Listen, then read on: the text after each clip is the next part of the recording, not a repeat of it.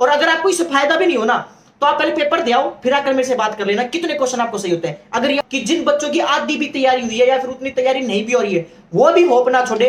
मैं तो ये स्ट्रेटेजी आपके कम से कम 8 से 10 क्वेश्चन सही करके जाएगी और आपको कंफर्म सिलेक्शन दिलाएगी। यानी कि जब आप फर्स्ट टाइम पूरे पेपर को निकालोगे तो वो क्वेश्चन करते जाना जो आपको। Hey everyone, this side Pankaj तो नर्सिंग ऑफिस नेम्स दिल्ली। तो जैसा कि आप सब लोगों को पता है कि अगले 2 या 3 दिन बाद में एग्जाम लगने वाला, 30 तारीख होगी, तो मैक्स टू मैक्स 3 दिन आपके पास में, 3 तारीख को तो एग्जाम आपका लग ही जाएगा। तो जितने भी आपने बच्चों ने तैयारी करनी थी, जितने भी नोट्स पढ़ने थे, अब तो सिर्फ खाली रिवीजन चल रहा होगा, सारी गाइड वगैरह सब कुछ आपने पढ़ लिया होगा। लेकिन इस पूरे पढ़े हुए डाटा को आपको आउटकम के अंदर कैसे कन्वर्ट करवाने हैं, कैसे कर सकते हो आने वाले टाइम के अंदर, आने वाले एग्जाम के अंदर। और इसके अलावा जो मैं आपको स्ट्रेटेजी बता रहा हूं, अगर आप इसको फॉलो करते हो तो कम से कम आपके 8 से 10 क्वेश्चन सही होंगे। ये मेरा विश्वास है, ये मेरे खुद का एक्सपीरियंस है। मैंने खुद ने 5 एग्जाम के अंदर सिर्फ यही स्ट्रेटेजी फॉलो करके सिलेक्शन लिया, तो आप भी सिलेक्शन ले सकते हो। तो ये बात ध्यान देकर चलना। और जितनी भी आपने मेरी वीडियो देखी है और जो नहीं भी देखी होगी, बट ये वाली वीडियो आपके लिए बहुत इंपॉर्टेंट होने वाली है, तो वीडियो को पूरी देखना। और अगर फायदा ना हो ना, तो कभी मेरी लाइफ में कोई वीडियो मत देखना। इस लेवल का कंटेंट देता हूं मैं, तो चैनल को लाइक और सब्सक्राइब जरूर करके जाना। डेली मोटिवेशन के लिए मुझे इंस्टाग्राम पे फॉलो कर सकते हो। मैं यहाँ पे डेली वीडियोस में नहीं डाल पाता, तो मैं वहां पर ज्यादा एक्टिव रहता हूं, तो वहां पे आप मुझे फॉलो कर सकते हो। लिंक आईडी आपके सामने शो हो रही होगी। हाँ, तो वीडियो को शुरू करते हैं। तो सबसे पहले मोस्ट इंपोर्टेंट बात आती है, that is regarding the not set 2023 की। आपने सारे नोट्स, सारे डाटा, सारा सब कुछ पढ़ रखा होगा, और पढ़ने के बाद में अभी उसका सिर्फ खाली रिवीजन चल रहा होगा, और आप उस तरीके को बहुत नेक्स्ट लेवल तरीके से रिवीजन कर भी रहे होंगे। देन इसके बाद में सेकंड मोस्ट इंपोर्टेंट चीज आती है कि पढ़कर पूरी दुनिया जाती है, पढ़कर सारे बच्चे जाते हैं, आप भी पढ़ रहे हो और दुनिया पढ़ के जा रही है। लेकिन उनका सिलेक्शन होगा जो सिस्टम से पेपर करेंगे, जिस पूरे जो डाटा पढ़ा है उसको प्रॉपर्ली आउटकम के अंदर कन्वर्ट कर पाएंगे। यानी कि हमेशा यही होता है कि पढ़ना एक अलग चीज होती है और पेपर अटेम्प्ट करना एक अलग चीज होती है। मेरे पास में अक्सर बहुत सारे बच्चों के मैसेज और कमेंट आते हैं रिगार्डिंग द कि सर हमारा सिलेक्शन नहीं हो रहा। वो क्यों नहीं हो रहा? क्योंकि पढ़कर सब जा रहे हैं, पढ़कर वो भी जा रहे हैं, वो भी कहते हैं कि सर हमने इतनी बार पढ़ाई कर ली है, इतनी बार नोट्स निकाले, टारगेट पीआर सब पढ़ लिया है, लेकिन इसके अलावा फिर भी सिलेक्शन नहीं हो रहा। वो सिलेक्शन इस वजह से नहीं हो रहा क्योंकि उनको आउटकम के अंदर कन्वर्ट करना नहीं आ रहा। तो ध्यान देकर चले, नोट सेट 2023 के अंदर आपको डायरेक्टली बता रहा हूं मैं कि जब आप पेपर अटेम्प्ट करने बैठते हो, यानी कि जब आप अपने जो सेंटर है वहां पे पहुंच जाते हो, और कंप्यूटर बेस्ड टेस्ट होता है, आप सब लोगों को पता है सीबीटी पेपर है, तो सीबीटी पेपर के अंदर आप जब आपके कंप्यूटर स्क्रीन के ऊपर बैठ जाते हो, तो सबसे पहली मोस्ट इंपॉर्टेंट चीज होती है दैट इज मेंटली रिलैक्स रहना है। यानी कि आपको बिल्कुल परेशान नहीं होना है। और एक बात, जब सुबह उठो तो उठते के साथ ये बोलना है कि मुझे खुद पर विश्वास है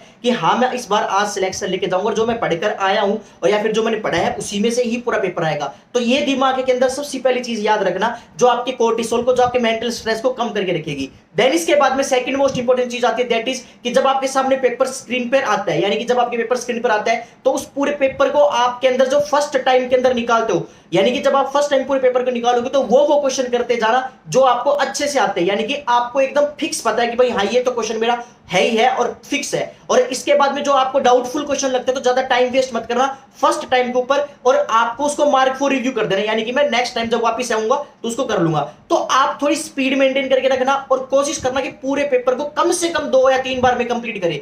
एटलीस्ट 2 बार तो करना ही करना है, क्योंकि 3 बार तो समटाइम्स टाइम नहीं मिल पाता है, लेकिन कोशिश करें 2 बार तो निकाले ही निकाले।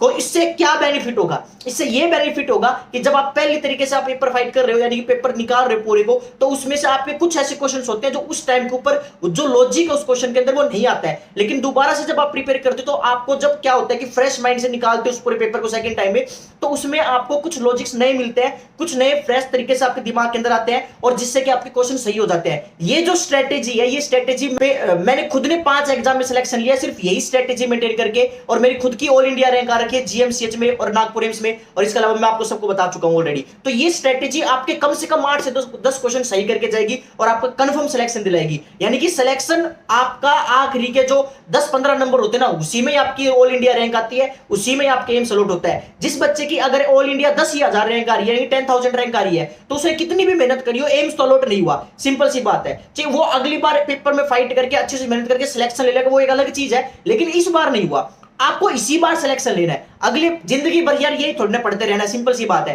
अपने आप को ये बने टारगेट पीआर की थोड़ी जिंदगी लाइफ में कि कोचिंगों में घूम रहे हैं, ये सब कुछ कर रहे हैं, अपनी जिंदगी अपने हिसाब से जीनी है। मैं बार बार मेरी वीडियोस में बोलता हूं, हर बार बोला है कि हमेशा अपनी लाइफ को इस तरीके से तैयारी करें कि पहली बार कर रहा हूं, आखिरी बार कर रहा हूं, बस ये पेपर भी मेरा पहला आखिरी है, उसके बाद मुझे दोबारा पेपर देने की जरूरत नहीं होती है। दिमाग के अंदर बस इस तरीके से तैयारी करना है, और फिर जब आप ऐसे तैयारी करोगे तो आप अपनी जिंदगी में सब कुछ भूलकर फिर तैयारी कर रहे होंगे। और यही चीज है। अब मैं आप सब बच्चों को यह भी बोलना चाहूंगा कि जिन बच्चों की आधी भी तैयारी हुई है या फिर उतनी तैयारी नहीं भी हो रही है, वो भी होप ना छोड़े।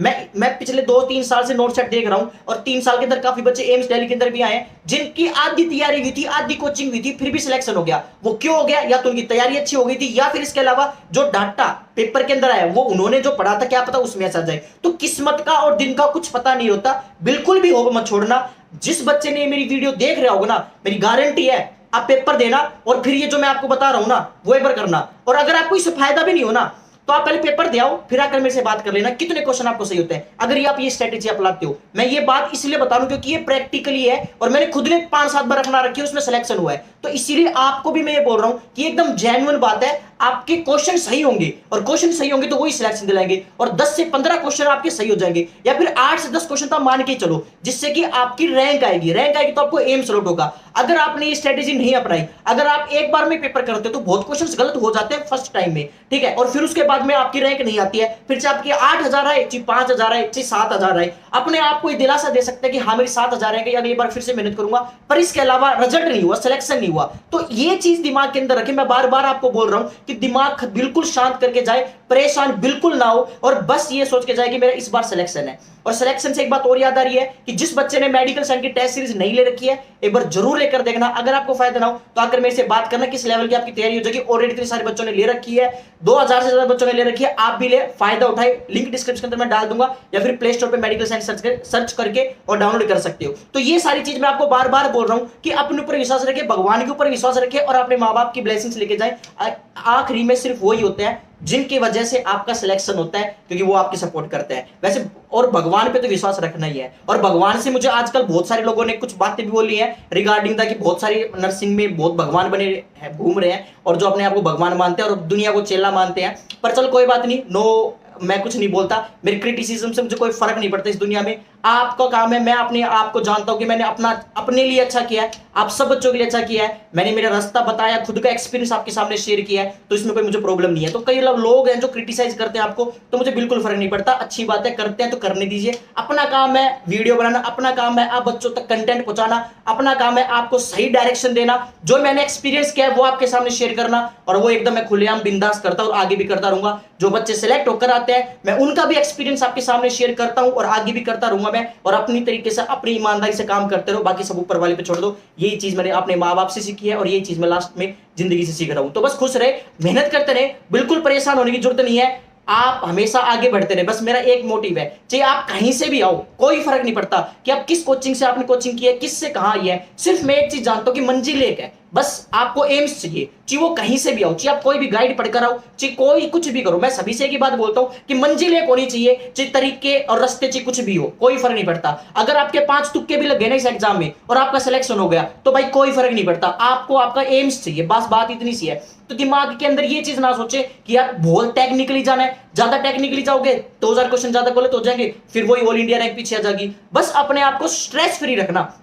अगर आपका मूड सही है, आपका दिमाग सही है, आपका दिमाग आपके कंट्रोल में है, तो मेरी गारंटी आपके बहुत क्वेश्चन सही होने वाले हैं इस वाले एग्जाम के अंदर। और जब आपका ये एग्जाम लगेगा और फिर उसके बाद में अगर ये स्ट्रेटेजी अपनाओगे तब आपको पता चलेगा कि रियलिटी में किस तरीके से पेपर अटेम्प्ट होता है और आपका सिलेक्शन होगा। जिन बच्चों का सिलेक्शन आज तक नहीं हुआ, खूब से तरीके से तैयारी कर रखी है उन्होंने, फिर भी सिलेक्शन नहीं हुआ, तो ये वाली स्ट्रेटेजी अपना कर देखना, आपको डेफिनेटली फायदा होने वाला है एग्जाम के अंदर। और 2 बार में तो पेपर अटेम्प्ट करना ही करना, जिससे कि पहला जो अटेम्प्ट है वो पहला अटेम्प्ट आपको कम से कम 1 से 1.5 घंटे के अंदर, यानी कि 1.5 घंटे के अंदर 2 घंटे के अंदर आपको पूरा पेपर अटेम्प्ट कर लेना है, 2 घंटे के अंदर मैक्स टू मैक्स। और लास्ट का 1 घंटा या 45 मिनट्स को दोबारा से पूरे पेपर को थोड़ी स्पीड के साथ में रिवाइज करना है। पूरे पेपर को जो आपने मार्क फॉर रिव्यू क्वेश्चन किए हैं उनको सही करना है, और जो डाउटफुल लगते हैं आपको और जो आपको उसी को ही सही करना है। यानी कि आपके पास 4 ऑप्शन है जिसमें से 2 लग रहे हैं यार इसमें से फिक्स है, तो ही उसमें रिस्क लेना। अगर आपको क्वेश्चन का अता पता नहीं है ना तो उसको बिल्कुल भी मत छेड़ना। सिंपल सी बात है, अगर आपने अच्छी लेवल की तैयारी करके और फिर आपको उस क्वेश्चन के बारे में अता पता नहीं है ना तो पूरी दुनिया को नहीं पाए भाई अता पता। फिर तो ये दिमाग के अंदर रखना कि अगर मुझे नहीं आता ना तो किसी को नहीं आता। सिंपल सी बात है, अगर आप इस तरीके का फंडा लेके चलोगे ना तो आपके क्वेश्चंस भी सही होंगे और इसके अलावा आप तुक्के भी कम मारोगे और आपका पेपर बिल्कुल कैलकुलेटेड रिस्क में कंप्लीट होगा। यानी कि आपका 175, 165, 170 यही एक एवरेज बच्चा सब करके आते हैं। कोई ज्यादा कर जाता है 180, 185 उसके नेगेटिव पे चली जाती है। और एक बात याद रखना, में यहाँ पे 2-2 नंबर, एक एक नंबर से ही सिलेक्शन होता है, एक एक नंबर से ही 300-400 बच्चों के अंदर सीधी रैंक ऊपर नीचे हो जाती है। तो बिल्कुल दिमाग के अंदर मत रखना कि यार एक ही क्वेश्चन गलत हुआ है, भाई एक ही क्वेश्चन सिलेक्शन करवा रहा है, ये बात याद रखिए। 80-20 ऑलरेडी लगा हुआ है, जिसको आप सब बच्चों को पता है, तो इस चीज को बिल्कुल दिमाग के अंदर रखना है। आज मैंने पूरी वीडियो में सिर्फ और सिर्फ मुद्दे की बात करी है, कंटेंट की बात की है, जो डायरेक्ट आपको करना है। मैं आज बिल्कुल भी बाहर की मोटिवेशन की ये वो सब नहीं बता रहा हूं। मैं मोटिवेट मैं 1000 बार पहले भी कर चुका हूं वीडियो के अंदर, और मैं आगे भी करता रहूंगा।